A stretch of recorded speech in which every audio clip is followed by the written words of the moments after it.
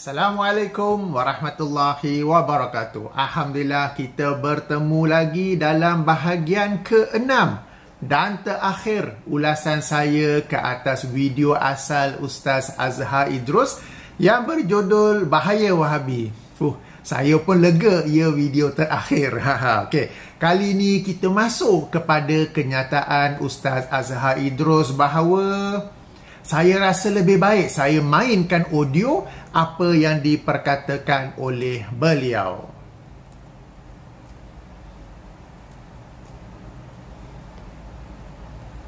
Ni berat ni. Benda yang mungkar betul-betul dia diam. Tengoklah kalau dia Arab Saudi nak duduk cegah sangat benda-benda yang khilafiyah. Puak-puak Wahabi ni. Tapi Nabi pesan la dinani fil jazirah, tidak boleh dua agama selain Islam ada pada semenanjung Arab.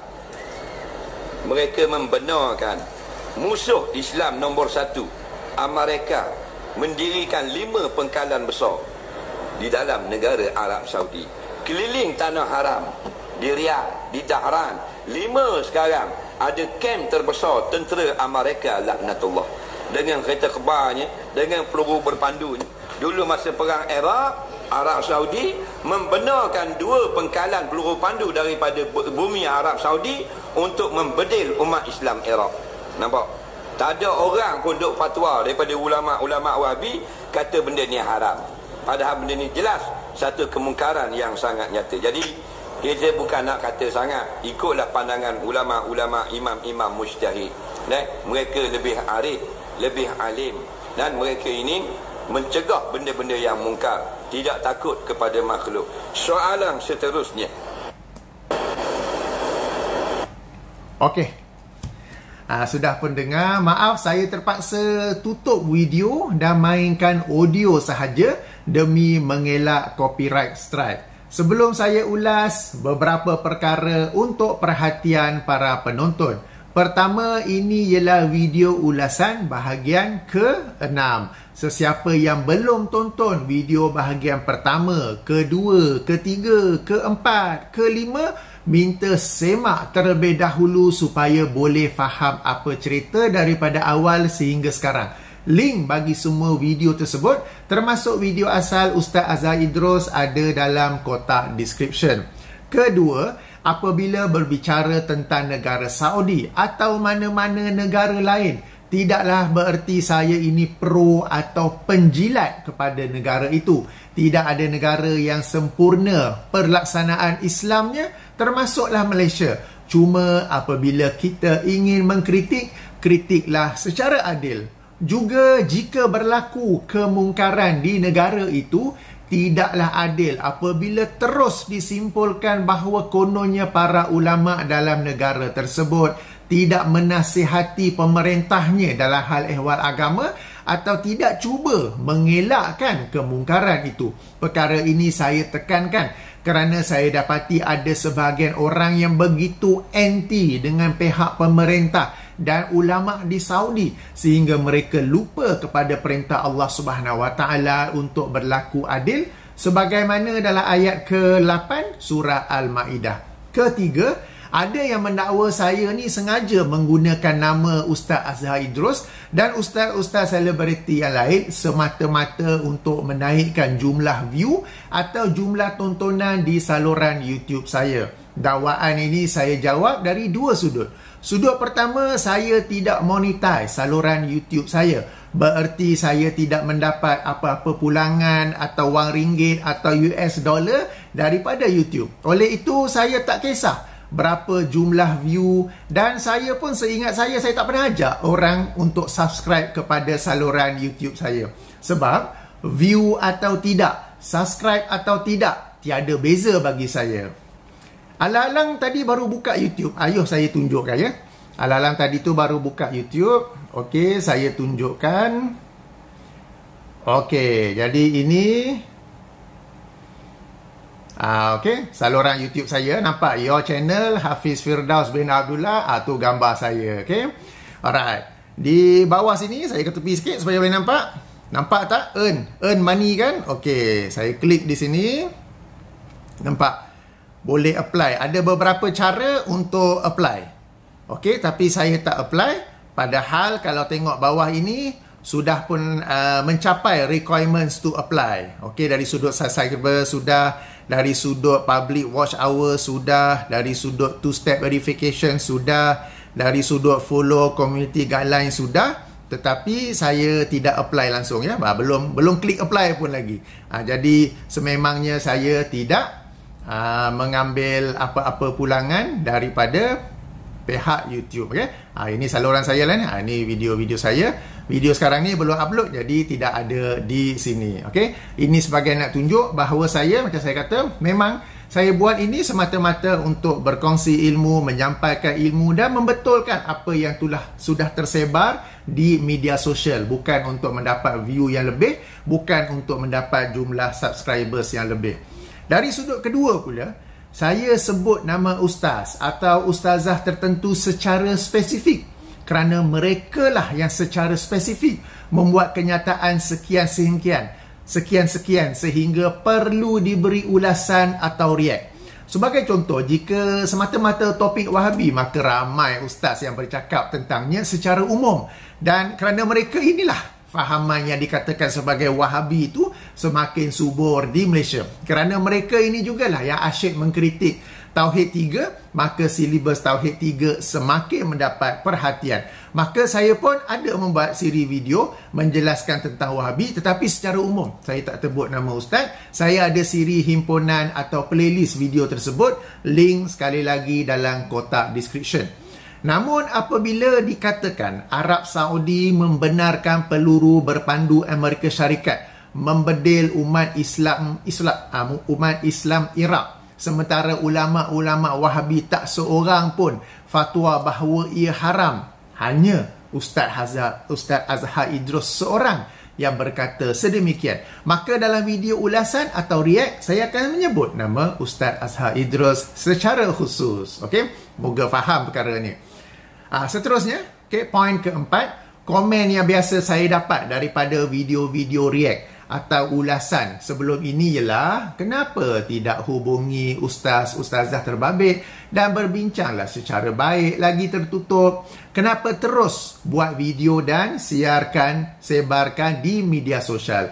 Jawapannya telah saya berikan sebelum ini dan saya ulangi lagi di sini bahawa sesuatu yang sudah tersebar luas di media sosial, maka pembetulan, ulasan atau react hendaklah juga disebar luas di media sosial.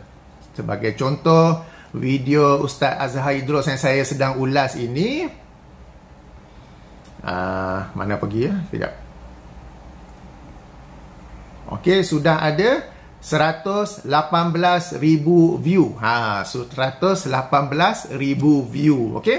Jadi yang sudah tersebar di media sosial, kita pun agar sesiapa yang sebelum ini telah menonton video yang asal akan juga menonton video pembetulan, ulasan atau react. Dengan itu mereka dapat membuat analisa dan perbandingan antara dalil dengan dalil, hujah dengan hujah.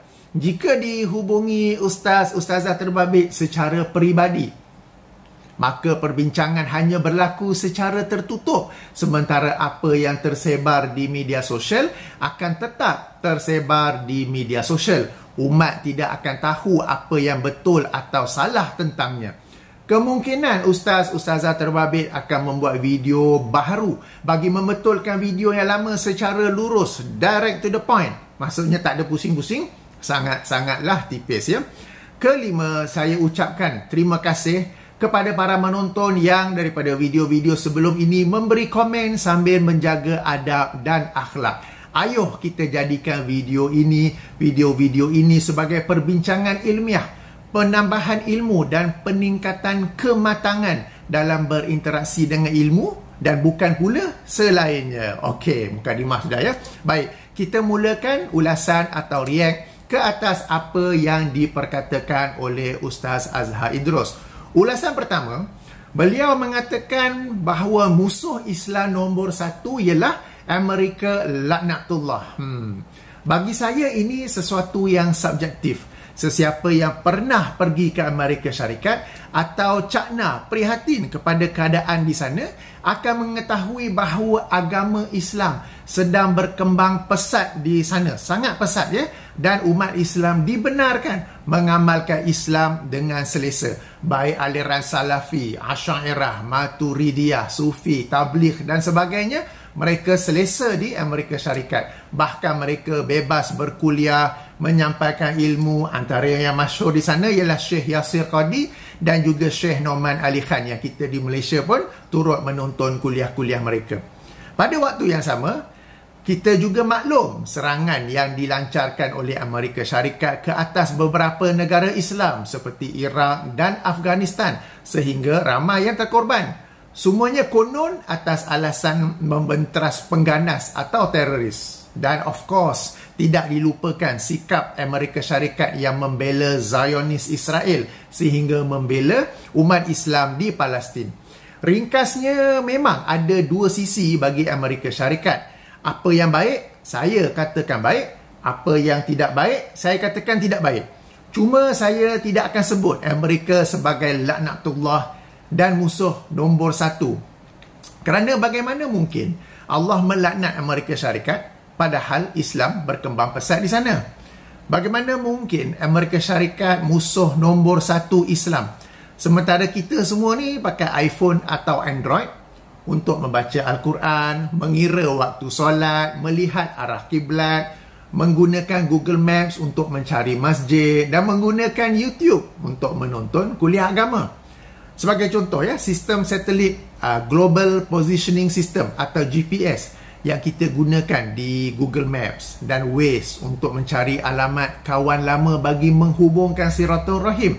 Sistem yang sama jugalah, cuma dengan kadar ketepatan yang lebih tinggi, higher accuracy, digunakan untuk peluru berpandu dan drone tentera Amerika Syarikat. Macam mana tu? Dan pada satu ketika yang lalu, kita menaiki pesawat Boeing buatan Amerika untuk pergi melaksanakan haji dan umrah. Tidak juga dilupakan betapa ramai umat Islam yang belajar di sana di Amerika Syarikat dalam pelbagai jurusan dan kepakaran, mendapat master, mendapat PhD, lalu membawa balik ilmu tersebut untuk memajukan negara masing-masing. Oleh itu, sebagaimana yang saya katakan, perkara ini amatlah subjektif, bergantung kepada arah pandang masing-masing, keluasan pandangan masing-masing, dan sama ada dia duduk di bawah tempurung atau di atas tempurung. Dipersilakan untuk membincangkannya dan dipersilakan untuk berbeza pendapat. Okey, ulasan kedua, Ustaz Azhar Idrus menyebut dulu masa perang Iraq, Arab Saudi membenarkan 2 pengkalan peluru berpandu dari bumi Arab Saudi untuk membedil umat Islam Iraq. Nampak? Kata beliau ya. Jika sekadar disebut sedemikian, orang muda atau yang sebelum ni tahu tetapi sekarang sudah lupa, tidak akan tahu kisah sebenar dan akan terus berburuk sangka dan tuduh-menuduh kepada negara Saudi. Namun bagi orang yang mengetahuinya, yang benar adalah Iraq yang terlebih dahulu melancarkan serangan ke arah Saudi dan berhajat untuk menakluk Saudi. Baik, saya jelaskan secara ringkas sebagai ulang kaji bagi yang pernah mengetahui sejarah ini dan sebagai ilmu sejarah bagi yang tidak tahu, bagi generasi muda ya. Okey, secara ringkasnya ia bermula pada 2 Ogos tahun 1990 apabila Iraq melancarkan serangan dengan menakluk Kuwait dan seterusnya berhajat untuk menakluk Saudi, Arab Saudi. Tentera bersekutu yang diketuai oleh Amerika Syarikat membantu Saudi untuk menahan serangan Iraq dan mengebom, bukan membedil umat Islam Iraq sebagaimana dakwa Ustaz Azhar Idrus, tetapi mengebom pengkalan-pengkalan dan lokasi-lokasi tentera Iraq atau apa yang disebut sebagai military assets, military installation, bagi melumpuhkan tentera Iraq. Ini berlaku pada 17 Januari 1991 dan disebut sebagai air assault ataupun aerial bombardment. Ini kemudiannya diikuti dengan gerakan tentera darat atau ground assault pada 23 Februari 1991 sehingga akhirnya tentera Iraq berjaya diundurkan daripada Saudi dan Kuwait dan mereka tidak lagi berdaya untuk melancarkan serangan. Ringkasnya disebut apa? Berjaya dilumpuhkan. Dalam operasi ketenteraan seperti ini, sudah tentu ada umat Islam yang terkorban tanpa disengajakan. Disebut sebagai collateral damage. Inilah permulaan pengkalan tentera Amerika di Saudi sehingga sekarang. Selepas itu, ada lagi beberapa serangan ke atas tentera Iraq bagi melumpuhkannya seperti Perang Iraq yang kedua pada bulan Mac tahun 2003. Meskipun kerajaan Saddam Hussein sudah pun jatuh ataupun ditumbangkan, ancaman masih ada daripada Iran yang beraliran Syiah yang kita ketahui memang memusuhi ahli sunnah wal jamaah di Saudi dan negara lain di rantau itu. Oleh kerana itulah jika disemak lokasi pengkalan tentera Amerika di Saudi sebagaimana yang telah saya tunjukkan dalam video bahagian kelima, ia di Riyadh dan di sebelah timur Saudi, semuanya berdekatan dengan Iraq untuk ancaman masa lalu dan berdekatan juga dengan Iran untuk ancaman masa kini atau akan datang. Justru bagi saya, amatlah tidak adil apabila Ustaz Azhar Idrus menyebut perkara ini tanpa menerangkan sejarah sebenar. Tak semestinya cerita panjang. Pendek pun boleh, sebagaimana yang saya cerita sebentar tadi. Ayuh kita merenungi semula ayat ke-8 daripada surah Al-Ma'idah, di mana Allah Azza wa Jalla berfirman, maksudnya, wahai orang-orang yang beriman, hendaklah kamu sentiasa menjadi orang-orang yang menegakkan keadilan kerana Allah, lagi menerangkan kebenaran, dan janganlah sekali-kali kebencian kalian terhadap sesuatu kaum itu mendorong kalian kepada tidak berlaku adil. Hendaklah berlaku adil kerana sikap adil itu lebih hampir kepada takwa, dan bertakwalah kepada Allah. Sesungguhnya Allah Maha mengetahui dengan mendalam akan apa yang kamu lakukan. Okey, ulasan ketiga, kemudian Ustaz Azhar Idrus menyebut, macam kita dengar tadi tu, tak ada orang pun duk fatwa daripada ulama-ulama Wahabi kata benda ini haram. Padahal benda ini jelas satu kemungkaran yang sangat nyata. Baik, di sini kita akan membicarakan hukum meminta tolong kaum bukan Islam dalam peperangan. Sebelum itu, kita mulakan dengan perkara asas, iaitu apakah yang patut dilakukan apabila dua kelompok orang Islam saling berperang. Jawapannya terdapat dalam ayat ke-9 surah Al-Hujurat, surah yang ke-49, di mana Allah SWT berfirman, wa in ta'ifatani minal mu'minina qatatalu fa aslihu bainahuma fa in baghas ihdahuma 'alal ukhra faqatilul lati tabghi hatta tafi'a ila amrillah. Bermaksud, dan jika dua kelompok daripada orang-orang yang beriman berperang, maka damaikanlah di antara keduanya. Namun, jika salah satu berlaku zalim terhadap yang lain, maka perangilah kelompok yang zalim itu sehingga mereka kembali mematuhi perintah Allah. Jadi, apabila berlaku peperangan di antara orang Islam, langkah pertama ialah cuba mendamaikan mereka. Namun jika satu kelompok bersifat zalim, maka perangilah kelompok yang zalim itu. Kita baca balik. Faqatilul lati tabghi hatta tafi'a ila amrillah. Alright. Antara lain, sila rujuk keterangan Imam Al-Qurtubi ketika menafsirkan ayat ini dalam kitabnya Al-Jami' li Ahkamul Quran. Sebab dalam tu ataupun merujuk pada ayat ini ada hukum-hukum tentang peperangan yang berlaku sesama umat Islam. Okey, kembali merujuk kepada perang Iraq. Apabila Iraq menyerang Kuwait dan Saudi, jelas bahawa Iraq adalah kelompok yang zalim. Namun tetap diusahakan perdamaian terlebih dahulu. Apabila tidak berjaya, maka perangilah Iraq sebagaimana perintah Allah. Saya ulangi perintah Allah bermaksud maka perangilah kelompok yang zalim itu sehingga mereka kembali mematuhi perintah Allah. Maksud sehingga mereka kembali mematuhi perintah Allah dalam kes ini ialah tidak lagi memerangi kaum muslimin. Maka berdasarkan ayat ke-9 surah Al-Hujurat ini, menjadi kewajipan Saudi untuk memerangi Iraq sebab mereka yang dizalimi. Sehingga mereka kembali mematuhi, yang ini sehingga Iraq kembali mematuhi perintah Allah. Saya ulangi ya. Maka berdasarkan ayat ke-9 surah Al-Hujurat ini, menjadi kewajipan Arab Saudi untuk memerangi Iraq sehingga mereka kembali mematuhi perintah Allah.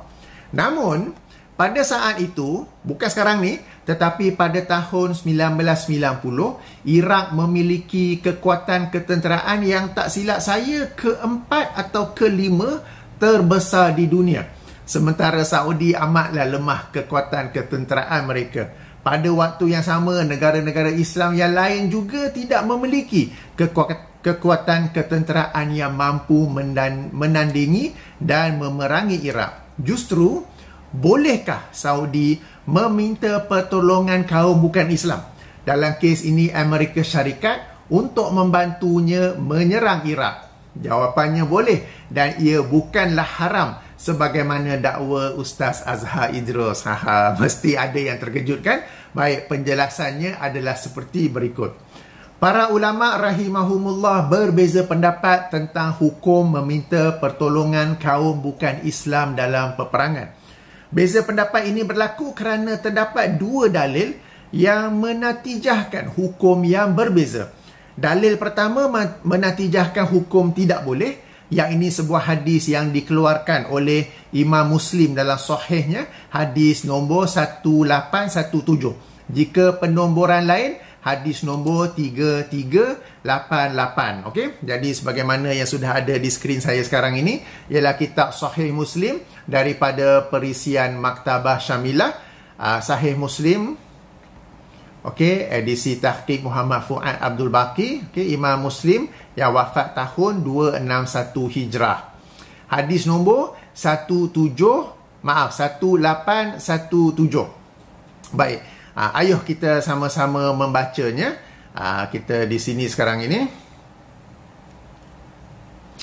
Okay. An Aisyata zaujin Nabi sallallahu alaihi wasallam annaha qalat. Daripada Aisyah isteri Nabi sallallahu alaihi wasallam bahwasanya beliau berkata, kharaja Rasulullah sallallahu alaihi wasallam kibali Badrin. Rasulullah sallallahu alaihi wasallam keluar menuju ke arah Badar. Yang ini untuk yang seterusnya berlakunya perang Badarnya.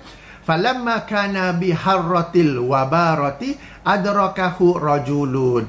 Maka tatkala beliau di satu tempat bernama Harratil Wabarati, ada seorang lelaki yang datang mengejar untuk join sama. Qad kana yuzkaru minhu jur'atun wa najdatun. Okay, lelaki ini dikenali ataupun disebut-sebut sebagai seorang yang pemberani, okay, jur'atun wa najdatun, dan suka membantu. Fa fariha ashabu Rasulullah sallallahu alaihi wasallam hina ra'ahu. Maka para sahabat Rasulullah sallallahu alaihi wasallam gembira apabila melihat dia, sebab lelaki ni seorang yang pemberani, mungkin nampak pun gagah, pandai berperang apa kan. Okey, maka para sahabat pun gembiralah dia dapat join sama kan. Falamma adrakahu qala li Rasulullah sallallahu alaihi wasallam. Maka tatkala lelaki tu yang tadi mengejar telah dapat bersama dengan Rasulullah, dia pun berkata kepada Rasulullah sallallahu alaihi wasallam, saya select di sini. Okey, ji'tu li'attabi'aka wa usiba ma'aka. Aku datang untuk mengikuti engkau dan berperang bersama engkau. Okey. Yang ini ni maksudnya muka surat ya. Kalau edisi bercetak, ini maknanya masuk muka surat baru. Okey, qala lahu Rasulullah sallallahu alaihi wasallam. Maka Rasulullah sallallahu alaihi wasallam bertanya kepada dia, saya select di sini, tu'minu billah wa rasulihi, apakah kamu ini beriman kepada Allah dan Rasulnya? Qala, lelaki itu menjawab, la, tidak.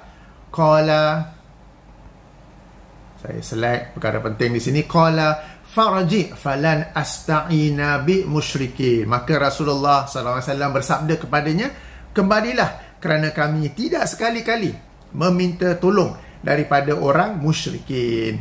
Qalat, berkata Aisyah, summa madha, kemudian dia pun pergi, hatta iza kunna bi syajarati adrakahu rajulu. Kemudian apabila kami ni sampai di satu pokok, di bawah satu pokok, lelaki tu datang balik. Okey, faqala lahu kama qala awwala marratin. Faqala lahu an-nabiy sallallahu alaihi wasallam kama qala awwala marratin.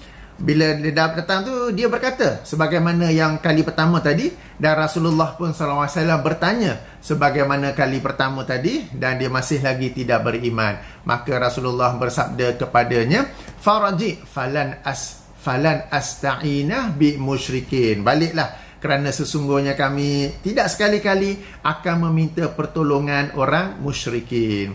Qala summa raja'a fa adrakahu bil baida. Okey, lalu dia pun kembali, tapi lepas tu datang balik apabila mereka di satu tempat nama al-baida. Faqala lahu kama qala awwala marratin tu'minu billah wa rasulihi. Maka Rasulullah SAW kali ini terus tanya sebagaimana yang kali pertama tadi, apakah kamu beriman kepada Allah dan Rasulnya? Kali ini lelaki itu menjawab na'am. Okey, lelaki itu menjawab na'am. Faqala lahu Rasulullah SAW fantaliq. Okey, bermaksud okey, ayo ikut bersama. Alright. Berdasarkan hadis ini, berdasarkan hadis ini terdapat beberapa pengajaran.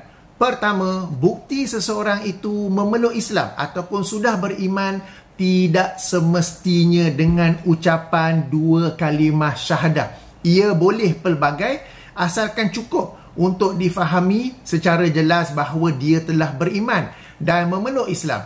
Contohnya dalam kes yang kita baca ni, dalam hadis kita baca ni, apabila ditanya apakah kamu ni beriman kepada Allah dan Rasulnya, lelaki itu menjawab na'am, berarti ya, itu sudah cukup ya. Di sini saya select kan, na'am, itu saja jawabnya. Dia tak adalah pergi kena mengucap dua kalimah syahadah. Alright. Dan perkara ni kalau kita tahu, ia akan memudahkan orang-orang yang ingin memeluk Islam, sebab sebahagian mereka sudah pun beriman kepada Allah dan Rasulullah. Tapi bila nak memeluk Islam tu, nak kena sebut dua kalimah syahadah tu, lidah mereka belum dapat menyebut dengan betul. Jadi bila sebut tak betul, tak Islam lagi. Padahal boleh saja kita tanya, dia sebut na'am, dah sudah cukup ya.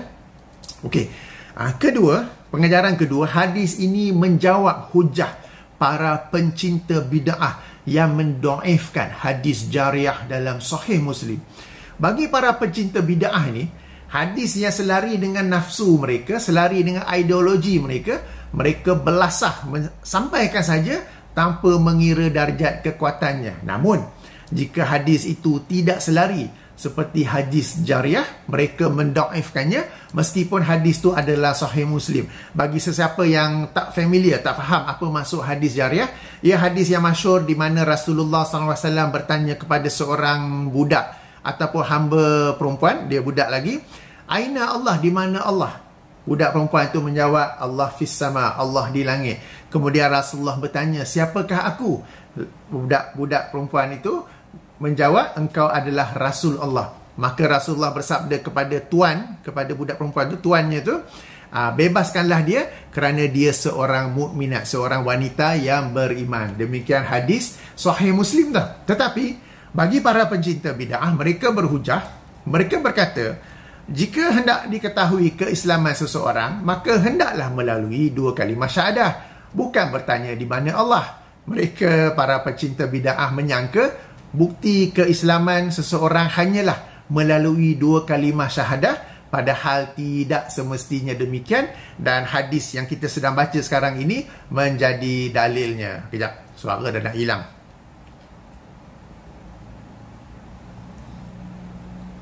Okey. Pengajaran ketiga, dan ini menyangkut perbincangan kita sekarang ini, sabda Rasulullah SAW kepada lelaki itu sebelum dia memeluk Islam kan, maka kembalilah kerana kami tidak sekali-kali inginkan pertolongan daripada kaum musyrikin, menunjukkan atau menjadi dalil orang Islam tidak meminta tolong orang bukan Islam ketika peperangan. Okey, jadi ini demikianlah dalil pertama yang berkata tidak boleh. Dalil kedua pula menatijahkan hukum boleh meminta pertolongan kaum bukan Islam dalam peperangan. Ia merujuk kepada kisah seorang sahabat bernama Safwan bin Umayyah radhiyallahu anhu.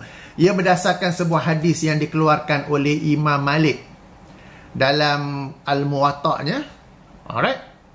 Hadis nombor 2001 sebagaimana di skrin sekarang ini ya. Okey, ini hadis yang sama edisi yang sama ketika saya ulas bahagian ke-5 sebelum ini. Okey, Muwatta' Malik, riwayat Yahya, edisi tahqiq Syekh Muhammad Mustafa Al-A'zami. Okey. Alright. So hadis nombor 2001. Alright. Jika merujuk kepada ensiklopedia hadis yang saya biasa guna dalam phone, sila rujuk hadis nombor 997. Okey, ini hadis yang panjang. Fokus kita ialah di sini. Sekejap ya. Alright, fokus kita ialah di sini. Alright, saya bacakan. Fa kharaja Rasulullah sallallahu alaihi wasallam qibala Hawazin bi Hunain. Maka Rasulullah SAW keluar menuju ke satu tempat nama Hawazin di berhampiran dengan Hunain. Ini menuju ke arah perang Hunain ya, perang Hunain yang berlaku selepas Fathul Mekah. Alright. Fa'arsala ila Safwan bin Umayyah. Maka Rasulullah SAW mengutus, panggil Safwan bin Umayyah, yasta'iruhu adatan wasilahan indahu, untuk meminjam peralatan serta senjata perang yang ada padanya ya. Safwan bin Umayyah ni dia ketua bagi kabilah dia, maka dia ada senjata perang ya, peralatan dan juga senjata perang. Faqala Safwan menjawab balik, atau'an atau karhan, secara rela ke atau secara paksaan. Maka Rasulullah menjawab, saya select dulu sekejap ya, sampai sini. Okey, faqala bal tau'an, sudah tentu secara rela. Okey, Rasulullah menjawab sudah tentu secara rela. Fa'arahul adata wasilaha allati indahu. Maka Safwan pun meminjamkan peralatan serta senjata perang yang ada bersamanya. Summa, okey, ini maksudnya apa? Muka surat seterusnya. Summa raja'a ma'a Rasulullah sallallahu alaihi wasallam wa huwa kafirun fashahida Hunainan wa ta'ifah wa huwa kafirun. Setelah memberi pinjaman, Safwan ni dia ikut sama loh. Dia ikut sama Rasulullah SAW, padahal dia ketika itu seorang kafir, belum muslim lagi, seorang kafir, dan menyaksikan perang Hunain. Dia tidak ikut sama berperang, tapi dia berdiri tengok je, berdiri dari jauh tengok, observe, observe. Dan juga perang Taif. Sekali lagi perawi menekankan wahuwa kafir. Jadi riwayat ini menjadi dalil tentang bolehnya meminta tolong. Dalam kes ini Rasulullah SAW meminta pertolongan dengan meminjam, dengan meminjam peralatan perang daripada seorang kafir yang bernama Safwan bin Umayyah. Cuma hadis ini, kalau kita rujuk sanadnya, tadi saya dah katakan, boleh jadi dalil meminta kaum bukan Islam. Cuma darjat riwayat ini di sisi Imam Malik, ia adalah sahih. Manhaj Imam Malik ialah apabila sesebuah hadis itu diriwayatkan oleh sejumlah perawi yang thiqah, dia tidak sebut nama mana-mana perawi, sebaliknya akan menyebut sekadar disampaikan saja. Maksud saya, kalau kita tengok sanad hadis ini, Malik, yakni Malik bin Anas, daripada Ibnu Syihab, annahu balaghahu anna nisa'an kunna fi ahdi Rasulullah SAW. Daripada Ibnu Syihab, bahwasanya disampaikan kepadanya bahawa para wanita pada masa Rasulullah SAW, sekian ya. Ibnu Syihab ini lahir tahun 50 Hijrah. Jadi perlu ada sahabat, perlu ada nama sahabat di sini untuk menghubungkannya kepada apa yang berlaku pada zaman Rasulullah. Tetapi manhaj Imam Malik, apabila ataupun dia dengan Ibnu Syihab ini menerima riwayat itu daripada beberapa orang, dalam kes ini beberapa orang sahabat, mereka tak sebut nama sahabat tu, sebaliknya cukup berkata balaghahu. Alright, ini di sisi Imam Malik, dan ini manhaj Imam Malik lah ketika menyampaikan hadis. Jadi kalau di sisi Imam Malik ia sahih. Namun jika diikutkan penilaian hadis yang kita semua maklum, hadis ini dhaif kerana mursal, tidak ada nama sahabat yang menghubungkan Ibnu Syihab dan para wanita pada zaman Rasulullah sallallahu alaihi wasallam. Okey. Jadi mungkin ada sedikit kekeliruan di sini. Apa yang kita maklum sekarang ni yang generally used, but sometimes for an individual hadis scholar, kadang-kala bagi imam hadis tertentu, mereka ada manhaj yang tertentu, dan ini adalah manhaj Imam Malik. Okey, tak apa, katakanlah riwayat ini dhaif. Alright, tak mengapa, ia ada penguat yang lain. Dalam kesempatan ini saya kongsikan dua riwayat lain sebagai penguat.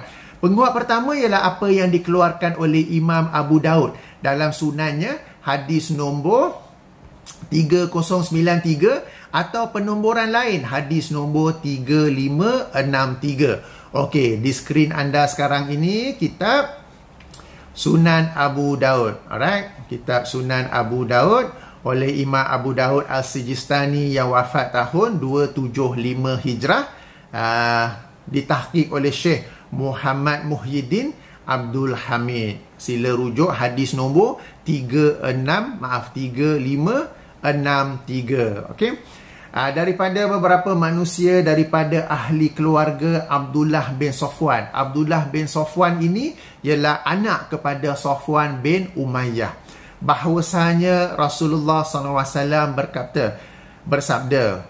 Okey, saya select terlebih dahulu untuk kita mudah nampak ya. Okey. Wahai Safwan, okey. Ya Safwan, hal indaka min silahin? Wahai Safwan, apakah di sisi engkau ada peralatan perang? Qala awaran am ghasban. Nak pinjam ke atau secara paksaan? Okey, sebab Safwan ni asalnya dia memusuhi Rasulullah SAW. So bila Rasulullah tanya ni, dia tanya balik, kau nak pinjam ke nak paksa? Maknanya you are going to grab it from me kan.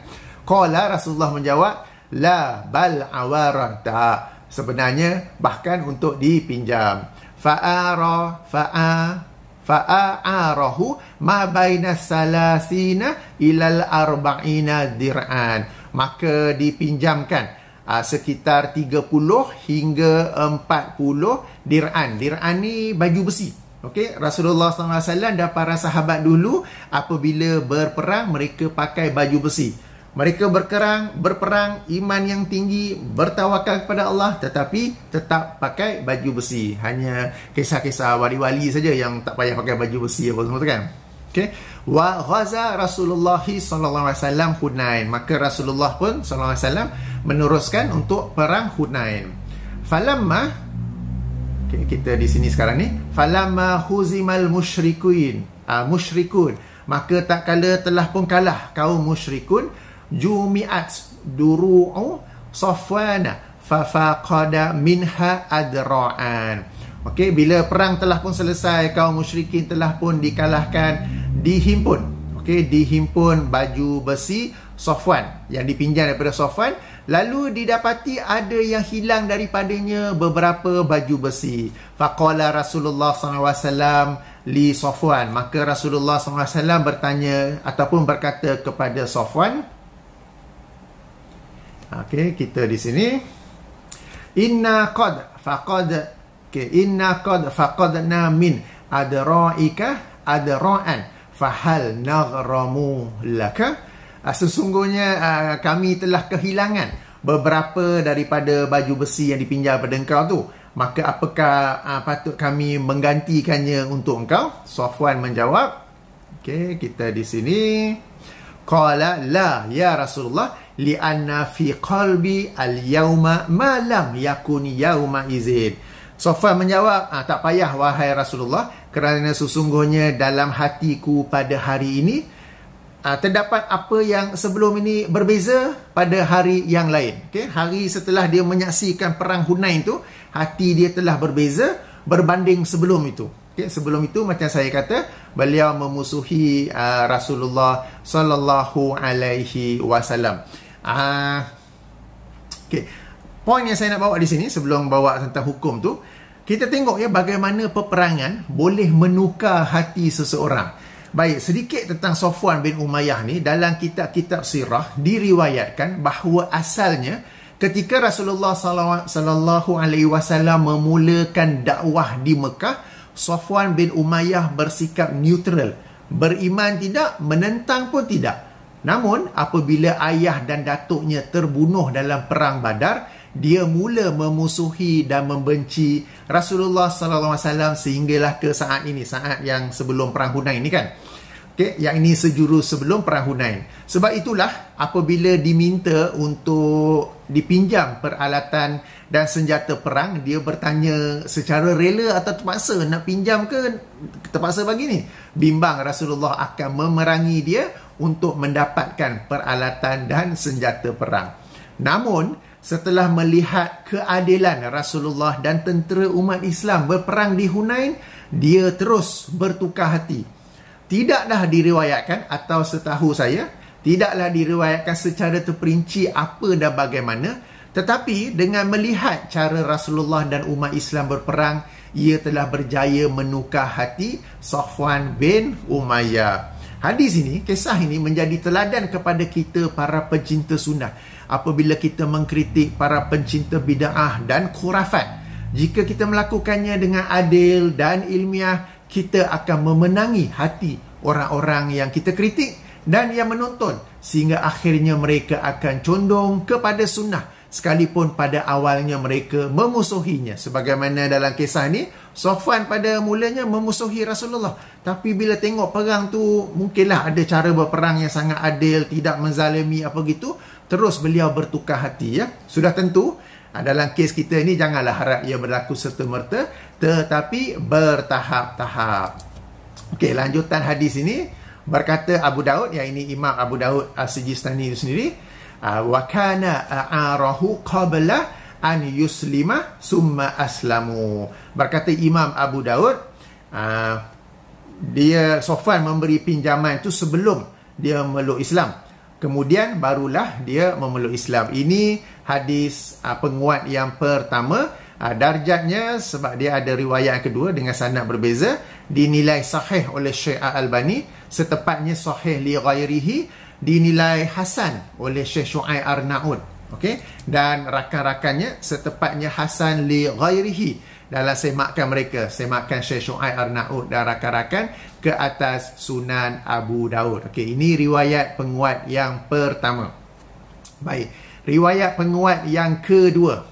Okey ke? You all still with me? Alright. Kita sedang membincangkan hadis dan penguat-penguat yang ada bagi riwayat dalam Muwatta' Imam Malik ini yang pada zahirnya kelihatan sanadnya terputus ya.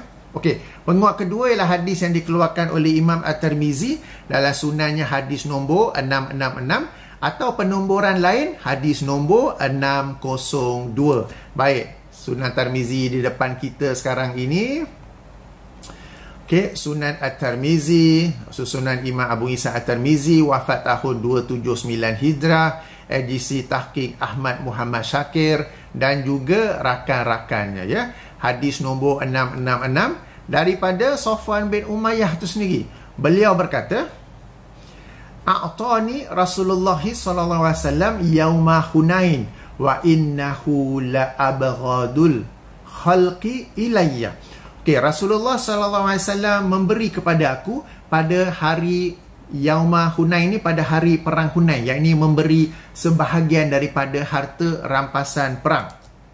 Okey, padahal dia itu adalah, maknanya bagi Safwan, Muhammad itu sallallahu alaihi wasallam adalah orang yang paling aku benci pada saat itu, sebab dia belum Muslim lagi. Okey, maka Rasulullah memberi dia sebahagian daripada harta rampasan perang pada Yaumu Hunain, pada hari perang Hunain itu.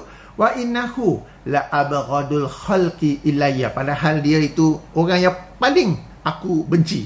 Alright, fama ini ya, fama zala yu'tini, dan tidaklah baginda ni terus menerus memberi kepadaku hatta innahu la ahabbul khalqi ilayya, sehinggalah dia, yakni Muhammad SAW, menjadi khalqi ni, makhluk ataupun manusia yang paling aku cintai. Yang ini apabila Safwan bin Umayyah telah pun memeluk Islam. Jadi apabila Rasulullah SAW beri ini, beliau Safwan belum Islam, tetapi beliau hadir pada Yaum Hunain, pada perang Hunain itu sendiri, sebagaimana riwayat-riwayat yang kita baca sebelum ini. Dan hadis ini dinilai sahih oleh Syekh Al-Albani, juga dikeluarkan oleh Imam Ahmad dalam musnadnya, dan dinilai sahih oleh Syekh Syu'aib Arnaud dan rakan-rakannya dalam semakkan mereka ke atas musnad Ahmad. Okey, dan seterusnya perbincangan tentang memberi harta rampasan perang untuk melembutkan hati, kan? Yang ni perbincangan tak ada kaitan dengan kita. Baik. Jadi, ketiga-tiga hadis ini menunjukkan bahawa apabila Rasulullah SAW meminta pertolongan Safwan bin Umayyah, okay, kesimpulannya, untuk perang Hunain dan Taif, beliau ketika itu masih seorang musyrik. Hanya setelah itu beliau memeluk Islam. Jadi hadis-hadis ini menjadi dalil dibolehkan meminta pertolongan kaum bukan Islam apabila berhajat kepadanya. Baik, sekarang kita ada dua dalil tentang meminta pertolongan kaum bukan Islam dalam peperangan. Satu melarang dan satu lagi membolehkannya. Alamak, macam mana ni? Okey, seterusnya kita akan semak pula apa dan bagaimana para ulama, pendapat para ulama tentangnya. Sebab nanti Ustaz Azhar Idrus kata, ataupun sebagaimana yang dikatakan oleh Ustaz Azhar Idrus, Wahabi ni dia ikut pendapat dia je, bukan ikut pendapat ulama. Kita tengok apa kata ulama, ya. Memandangkan dalil pertama yang kita baca tadi ialah dalil yang melarang itu ialah hadis daripada Sahih Muslim, maka kitab pertama yang kita buka sudah tentu ialah Syarah Sahih Muslim oleh Imam An-Nawawi rahimahullah. Okey, rujukan seterusnya. Okey, sebentar. Okey. Syarah An-Nawawi ala Muslim, right? Syarah Sahih Al-Minhaj, Syarah Sahih Muslim bin Hajjaj oleh Imam An-Nawawi yang wafat tahun 676 Hijrah. Syarah bagi hadis nombor 1817. Tadi pun kita baca hadis ni, kan? Hadis nombor 1817, bab dibenci meminta pertolongan orang kafir dalam peperangan. Okey, Syarah An-Nawawi sama juga, ya, bab dibenci meminta pertolongan orang kafir dalam peperangan kecuali apabila ada hajat. Okey, kita punya fokus dekat sini. Okey, saya bacakan qauluhu sallallahu alaihi wasallam ketika mensyarahkan sabda Rasulullah sallallahu alaihi wasallam, farji falan asta'ina bi musyrikin, kembalilah kerana kami tidak sekali-kali meminta pertolongan daripada orang musyrik. Berkata Imam An-Nawawi, wa qad jaa fil hadisil akhiri anna nabiyya sallallahu alaihi wasallam ista'ana bi Safwan bin Umayyah qabla, muka surat seterusnya, qabla islamihi, right? Bermaksud, okey, merujuk kepada sabda Nabi SAW kepada lelaki yang nak join sama perang Badar tu, kembalilah kerana kami tidak sekali-kali meminta pertolongan daripada orang musyrik. Berkata Imam Nawawi, telah datang dalam hadis yang lain bahawasanya Nabi SAW meminta pertolongan Safwan bin Umayyah sebelum keislamannya. Okey, dan seterusnya kita baca di sini. Fa'akhaza ta'ifatun minal ulama'i bil hadisil awwali ala itlaqihi. Maka telah mengambil sekumpulan daripada para ulama hadis yang pertama, hadis yang melarang tadi tu, atas kemutlakannya. Maknanya secara mutlak memang, okay, in all cases memang tak boleh minta tolong kaum bukan Islam. Okey, baik, seterusnya ini pandangan pertama. Pandangan pertama, mereka merujuk pada hadis yang pertama, okey, dan mereka membuat kesimpulan, rumusan, secara mutlak tak boleh minta pertolongan kaum bukan Islam. Pandangan kedua, wa qala asy-Syafi'i. Syafi'i siapa ni, ya? Syafi'i ni Imam Syafi'i lah, Imam Muhammad bin Idris Asy-Syafi'i, wafat tahun 204 Hijrah. Dan kita di Malaysia sepatutnya mazhab apa? Mazhab Syafi'i kan? Okey. Wa qala Syafi'i wa akharuna in kana al-kafiru hasanur ra'yi fil muslimina wa da'atil hajatu ilal isti'anati bihi istu'ina bihi wa illa fayukrahu.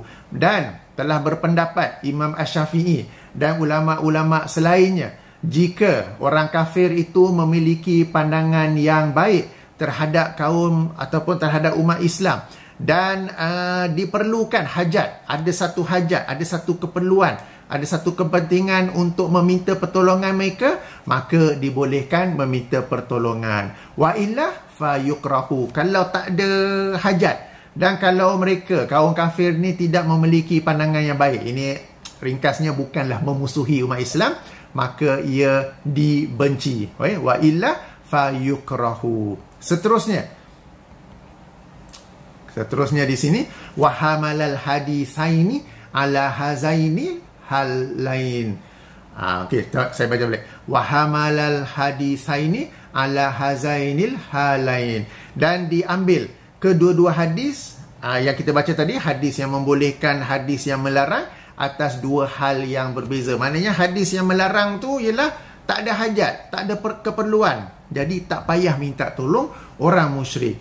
Hadis yang kedua pula ialah ada hajat untuk minta tolong, maka boleh, tetapi dengan syarat orang musyrik atau orang kafir tu, orang bukan Islam tu tidak memusuhi Islam dan memang ada hajat untuk meminta pertolongan mereka, ya, memang ada keperluan.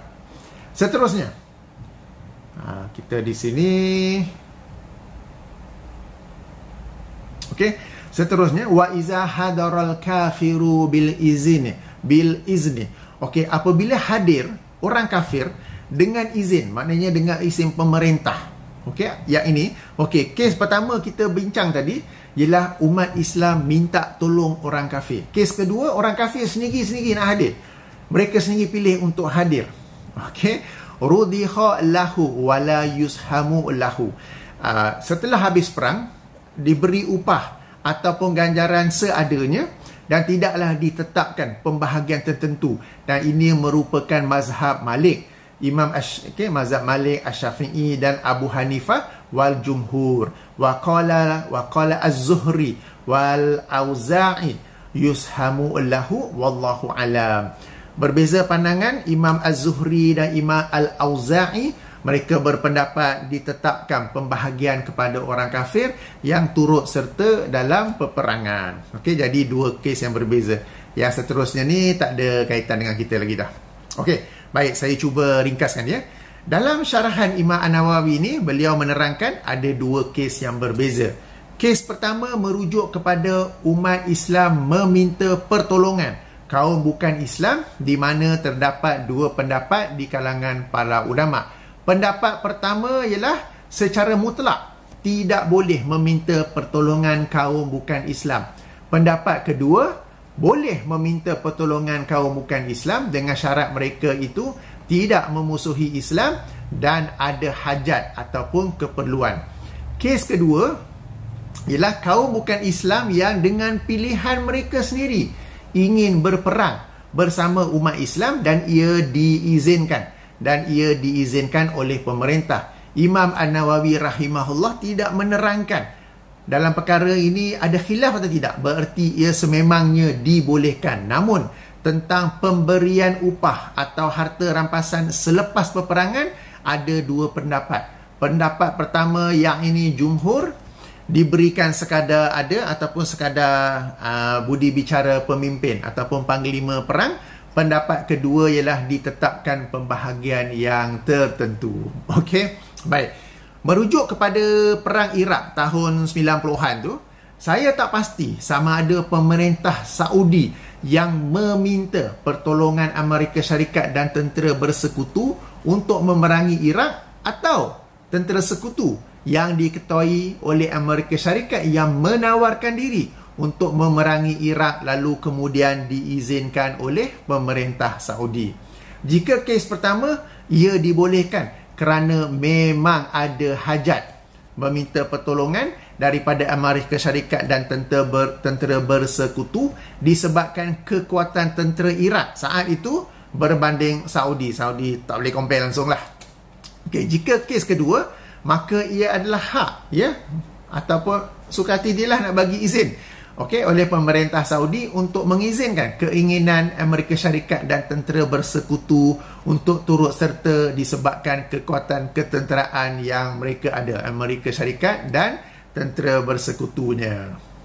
Saya minum air sikit. Dah 55 minit. Okey. Baik. Tadi kita rujuk syarah Sahih Muslim. Memandangkan Saudi ini adalah negara yang secara umumnya bermazhab Hambali, ayuh kita semak pula apa hukumnya di sisi mazhab Hambali. Kitab fiqh yang paling masyhur dalam mazhab Hambali ialah kitab Al-Mughni. Sekejap, ada mesej masuk pula. Okey, maaf. Ialah kitab Al-Mughni karangan Imam Ibnu Qudamah yang wafat tahun 620 Hijrah. Baik, sebagaimana di skrin anda sekarang ini. Okey, kitab Al-Mughni oleh Imam Ibnu Qudamah. Okey, ini dalam fiqh Hanabilah Hambali. Kitab Al-Mughni Imam Ibnu Qudamah. Ibnu Qudamah pengarangnya siapa? Abu Muhammad Abdullah bin Ahmad bin Muhammad bin Qudamah yang wafat tahun 602 Hijrah. Asalnya ia merupakan syarah atas kitab Mukhtasar yang dikarang oleh Imam Al-Kharqi yang wafat tahun 334 Hijrah. Baik, untuk perbincangan ini sila rujuk edisi Maktabah Syamilah ni, jilid 9 muka surat 256. Jilid 9 muka surat 256. Okey, saya select dan kemudian sama-sama kita baca. Okey, saya ke tepi sikit supaya boleh nampak. Okey, baik. Kita di sini. Wala yusta'anu bi musyrikin wa hadza qala Ibnul Munzir wa Juzajani. Okey, siapa pula Ibnu Munzir ni?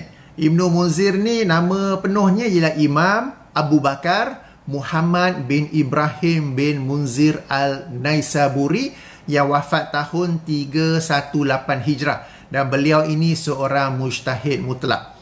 Al-Juzajani pula nama penuhnya ialah Imam Abu Ishaq Ibrahim bin Yaqub bin Ishaq Al-Juzajani, wafat tahun 259 Hijrah, tokoh dalam mazhab Hambali, bahkan anak murid Imam Ahmad bin Hanbal. Alright, kita baca lagi ya. Wa jama'atun min ahlil ilm.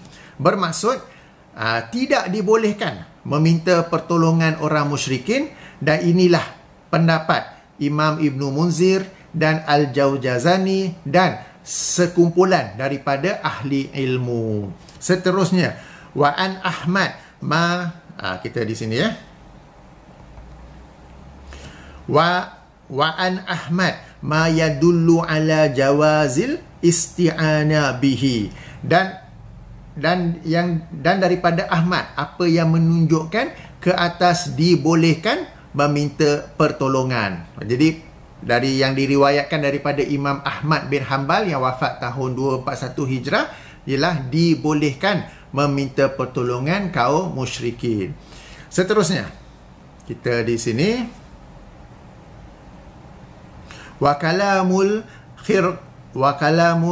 Khiraqi. Alright, Khiraqi ni siapa pula? Okey, Khiraqi ini atau dalam riwayat lain cara sebutnya Al-Kharqi. Al-Khiraqi atau Al-Kharqi, beliau ialah Imam Abu Al-Qasim Umar bin Al-Husain bin Abdullah Al-Khiraqi, wafat 334 Hijrah, tokoh dalam mazhab Hambali. Bahkan kitab Al-Mughni ni ialah syarah ke atas Mukhtasar oleh Al-Kharqi Al-Khiraqi, sebagaimana yang saya tunjuk tadi ya, ala Mukhtasar Abu Al-Qasim Umar bin Husain bin Abdullah bin Ahmad Al-Khiraqi. Okey, jadi kalam Al-Khiraqi pula ialah kita di sini ya dulu alaihi aidan indal hajati wa huwa mazhabus Syafi'i li hadis Zuhri. Okey, dan kalam ataupun perkataan pendapat Imam Al-Kharaqi yang menunjukkan ke atas dibolehkan juga apabila ada hajat. Dan inilah juga mazhab Imam Asy-Syafi'i berdasarkan hadis Zuhri allazi, okey, muka surat seterusnya. Okey, allazi, saya highlight terlebih dulu. Allazi zakaranahu, yakni dalam bab sebelum ini telah dikemukakan riwayat tersebut yang dikeluarkan oleh Imam Sa'id bin Mansur, bahawa dalam satu riwayat dinyatakan bahawa Rasulullah SAW pernah meminta tolong beberapa orang Yahudi dalam salah satu peperangan, ya. Okey, wa khabaru, kita di sini, wa khabaru Safwan bin Umayyah. Safwan bin Umayyah ni yang kita telah baca hadis-hadis tentangnya. Alright, kita di sini sekarang ini. Wa yushtaratu an yakuna man yusta'anu bihi husnur ra'yi fil muslimin. Dan dipersyaratkan bahwasanya sesiapa yang ingin dimintakan pertolongan itu daripada kalangan orang kafir itu, mereka ini memiliki pandangan yang baik terhadap umat Islam. Ringkasnya, tidak memusuhi umat Islam. Seterusnya kita di sini, fa in kana ghaira ma'munin alaihim lam tujzihul isti'anatu bihi. Jika selain itu, maknanya tidak diyakini sifat amanah ke atas mereka itu, maka tidak diperbolehkan meminta pertolongan mereka itu. Alright. Jadi dalam mazhab Hambali pun, sebagaimana terang Imam Ibn Qudamah di sini, ada dua pandangan. Pandangan pertama, okey, dan ialah tidak boleh, ya. Dan ini juga merupakan pandangan Imam Ibn Munzir ni, beliau mujtahid mutlak. Al-Juzajani ialah ulama dalam mazhab Hambali, dan sekumpulan wa jama'atun, dan sekumpulan daripada ahli ilmu pun berkata tak boleh. Tetapi apa yang diriwayatkan daripada Imam Ahmad menunjukkan kepada dibolehkan. Dan demikian juga kalam daripada Imam Al-Kharaqi dibolehkan dengan syarat adanya hajat. Dan inilah juga sebagaimana kita baca dalam syarah Sahih Muslim tadi, merupakan pandangan dalam mazhab ataupun pandangan Imam Asy-Syafi'i itu sendiri berdasarkan hadis Zuhri dan juga hadis Safwan bin Umayyah yang kita telah baca tadi. Tapi dengan syarat, ya. Okey, dengan syarat orang yang kita ingin minta pertolongan itu, orang kafir yang kita ingin minta pertolongan itu, memiliki pandangan yang baik terhadap umat Islam, yakni tidak memusuhi kita, dan jika tidak boleh dipercayai, tidak boleh dirasakan tak ada amanah di situ, tak boleh diminta pertolongan. Yalah, nanti minta tolong dalam perang, tiba-tiba dia berpatah balik pula, dia khianat pula, payah kan. Jadi dalam kitab Imam Ibn Qudamah pun diterangkan ada dua pandangan dengan dalil yang sama telah kita bacakan tadi. Okey, baik, saya rasa cukuplah dengan dua rujukan ini. Saya tutup, ya, dengan beberapa kesimpulan. Pertama, setiap orang memiliki pandangan yang berbeza-beza tentang Amerika Syarikat. Saya maklum, ya. Saya memiliki pandangan yang di pertengahan, tidak memuji mereka dan tidak mencela mereka. Apatah lagi untuk disebut sebagai laknatullah. Apa yang mereka buat yang baik untuk Islam, saya katakan baik. Apa yang mereka buat yang tidak baik untuk Islam, saya katakan tidak baik.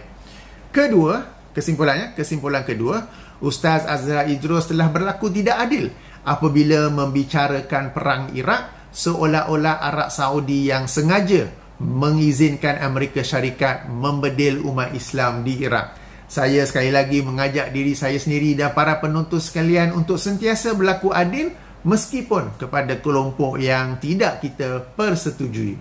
Ketiga, berdasarkan ayat ke-9 surah Al-Hujurat, dibolehkan memerangi kelompok umat Islam yang berlaku zalim.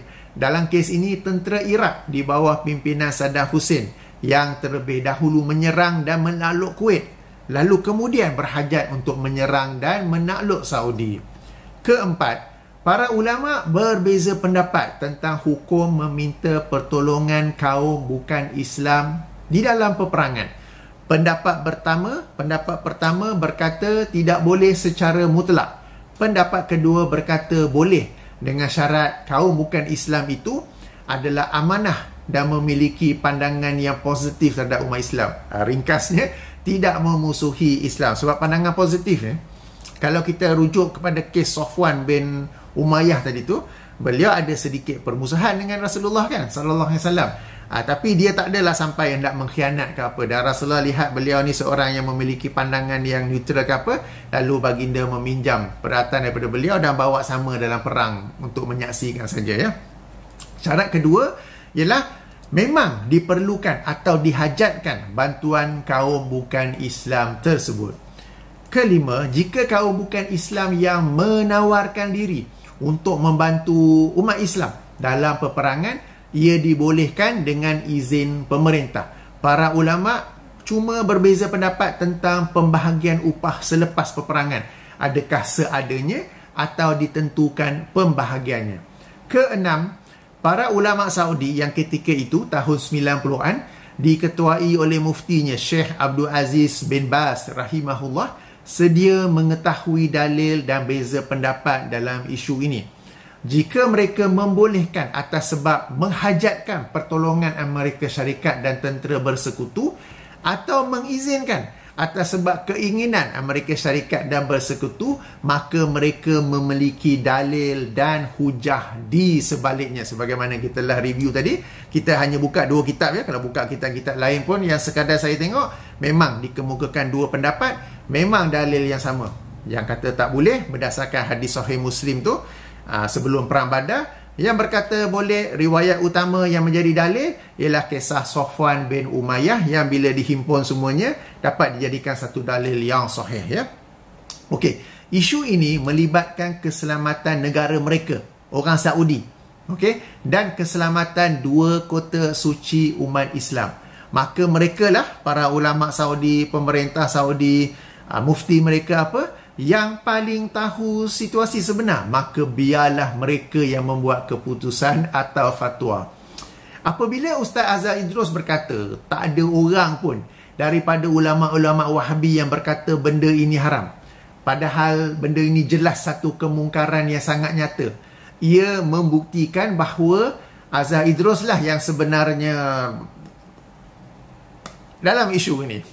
Ketujuh, saya boleh jangkakan di kalangan para penonton ada yang tidak bersetuju. Okay? Sebab macam saya katakan, setengah orang tu bila dengan Saudi je dia punya anti lain macam.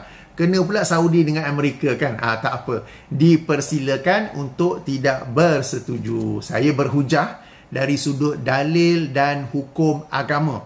Bukan dari sudut cita rasa peribadi mahupun pandangan politik. Yang kita dah buka selama ni ialah hadis-hadis dan juga penjelasan para ulama tentang hukumnya. Okey? Bukan pandangan peribadi. Kalau pandangan peribadi tu ialah tentang Amerika tu. Nak sebut laknatullah atau tidak, nak sebut musuh nombor satu atau tidak ya.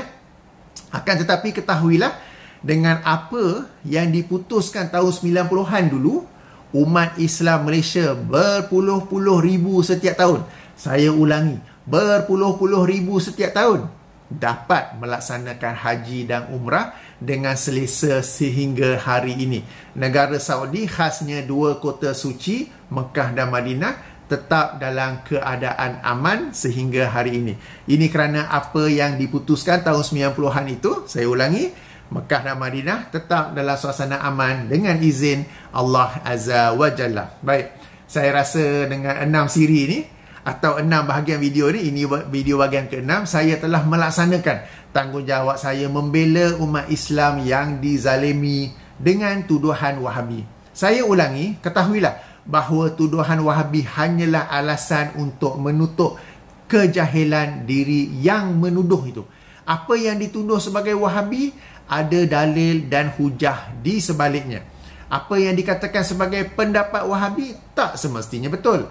Betul atau salah, setuju atau tidak, ayuh kita bahas dan analisa dalil dengan dalil, hujah dengan hujah. Bukan dengan tuduhan dan fitnah Wahabi semata-mata.